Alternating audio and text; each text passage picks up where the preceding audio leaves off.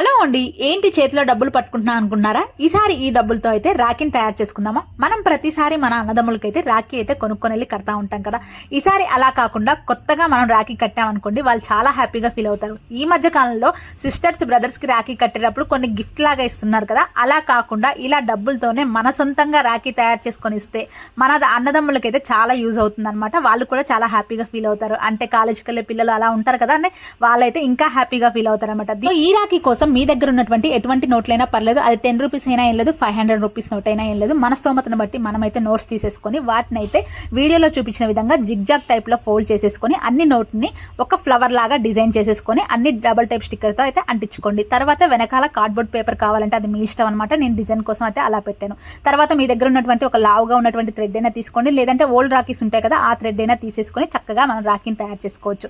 So ఈజీగా కూడా remove చేసుకోవచ్చు. వీడియో మీకు నచ్చిందా అయితే మన ఛానల్ ని సబ్స్క్రైబ్